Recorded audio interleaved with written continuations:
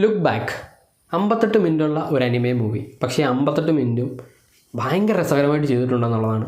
നമ്മളെ 58 മിനിറ്റ് അതിനകത്ത് ലയിച്ചിരുന്ന് കണ്ടുപോകുന്ന kind of cinema.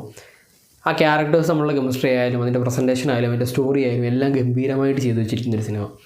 വളരെ സിമ്പിളായിട്ടുള്ള സ്റ്റോറിയാണ്. സ്റ്റോറിയിൽ എന്താണെന്ന് വെച്ച് കഴിഞ്ഞാൽ 2 പെൺകുട്ടികൾ തമ്മിലുള്ള ഒരു ഫ്രണ്ട്ഷിപ്പിൻ്റെ കഥയാണ്. അവർ ചൂസ് ചെയ്യുന്ന പാത്തിലുണ്ടാകുന്ന അവർക്കുണ്ടാകുന്ന പ്രശ്നങ്ങളൊക്കെയാണ് ഈ ഒരു സിനിമയിൽ കാണിച്ചു പോകുന്നത്. അപ്പം ഫുജീനോ എന്ന് പറയുന്ന 6ാം ക്ലാസ്സിൽ പഠിക്കുന്ന പെൺകുട്ടി, അവൾ ആ സ്കൂളിലെ ന്യൂസ് പേപ്പറിന് വേണ്ടിയിട്ട് മാങ്ക റൈറ്റ് ചെയ്ത് കൊടുക്കും.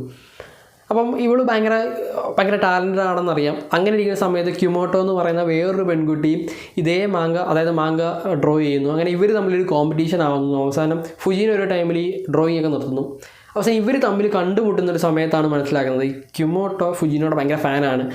ക്യുമോട്ടോ കാരണമാണ്, അല്ലെങ്കിൽ ഫുജീനോ കാരണമാണ് ക്യുമോട്ടോ ഈ ഡ്രോയിങ് ഒക്കെ തുടങ്ങിയെന്ന് മനസ്സിലാക്കുന്നത്. അങ്ങനെ ഇവർ രണ്ടുപേരും കൂടെ ഭയങ്കര ഫ്രണ്ട്സ് ആവുന്നത്.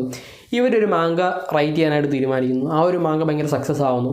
അപ്പം ഫുജീനോ പറയുന്നു, എന്നാൽ നമുക്കിതൊരു സീരീസ് ആക്കാം, ഇത് വാങ്ങാനായിട്ട് ഒരു വലിയ പബ്ലിഷറുണ്ട്. അങ്ങനെ ഫുജീനോ ഇതിനു വേണ്ടി ഇവർ കുറച്ച് വരയ്ക്കുന്നു.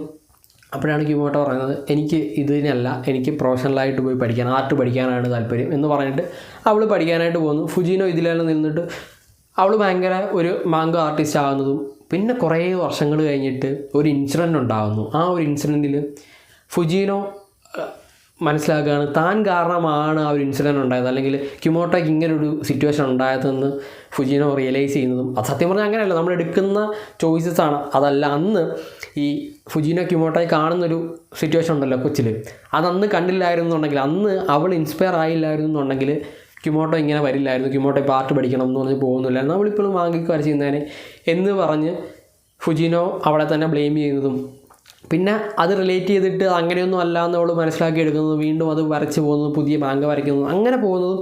പക്ഷേ ഇതിനകത്ത് 2 സ്റ്റോറി പറയുന്നുണ്ട്. അങ്ങനെ സംഭവിച്ചില്ലായിരുന്നെങ്കിൽ എന്ത് സംഭവിച്ചേനെ, അല്ലെങ്കിൽ അവൾ ക്യുമോട്ടോ ഒറ്റയ്ക്ക് അല്ലായിരുന്നു എന്നുണ്ടെങ്കിൽ എങ്ങനെയായിരുന്നേനെ, അവൾ ഇപ്പോഴും ഓക്കെ ആയിരുന്നേനെ എന്നുള്ള സാധനമൊക്കെ പറഞ്ഞു പോകുന്നു. കുറച്ച് ഭയങ്കര 2 വേസിൽ നമുക്ക് ഈ സ്റ്റോറിയെ പറയാനായിട്ട് പറ്റും. അതായത് നമ്മളെടുക്കുന്ന ചോയ്സസ് ആണ് ചില സമയങ്ങളിൽ നമ്മളിപ്പോൾ വേണ്ടാന്ന് വെച്ച് പോകുന്നതായിരിക്കാം, അല്ലെങ്കിൽ നമ്മൾ ചിലരെ അവോയ്ഡ് ചെയ്യുന്നതുകൊണ്ടായിരിക്കാം ചില സംഭവങ്ങളുണ്ടാകുന്നത്. അങ്ങനെ ഇല്ലെന്നുണ്ടെങ്കിൽ ചിലപ്പോൾ സംഭവിക്കില്ല. നമുക്കതിനൊരു സമയത്ത് അത് തോന്നലുണ്ടാവും. അതൊക്കെയാണ് ഈ ഒരു സിനിമയിൽ പറഞ്ഞു പോകുന്നത്. 58 മിനിറ്റ് ഭയങ്കര വർത്താണ്. പ്രത്യേകിച്ച് ഇതിൻ്റെ പ്രസൻറ്റേഷനാണ്. അത് ആ കഥ പറഞ്ഞു പോകുന്നത്, കഥ അവസാനിപ്പിക്കും, എങ്ങനെ ഇതിനെ കൺക്ലൂഡ് ചെയ്യുന്നു എന്നുള്ളതാണ് ഇതിനകത്ത് ഏറ്റവും വലിയ കാര്യം. അതൊരു മാങ്കയിലൂടെ അവൾ കൺക്ലൂഡ് ചെയ്യുന്നത് ഭയങ്കര രസകരമായിട്ട് പ്രസൻറ്റ് ചെയ്തിട്ടുണ്ടെന്നുള്ളതാണ്.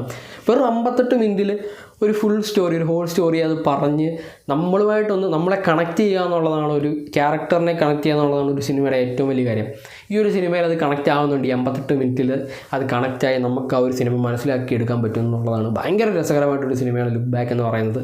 നിങ്ങൾ കണ്ടു നോക്കുക. അനിമയാണ്, കണ്ടാൽ എന്തായാലും ഇഷ്ടപ്പെടുന്ന സിനിമയായിട്ടാണ് എനിക്ക് ഫീൽ ചെയ്തത്. കണ്ടു നോക്കുക, കണ്ടിട്ട് നിങ്ങളുടെ ഒപ്പീനിയൻ പറയാം. പിന്നെ ഇവിടെ ഇഷ്ടപ്പെട്ട ലൈക്ക് ചെയ്യുക, ഷെയർ ചെയ്യുക, സബ്സ്ക്രൈബ് ചെയ്യുക. നമുക്ക് നെക്സ്റ്റ് വീഡിയോ കാണുന്നുണ്ട്. Bye guys.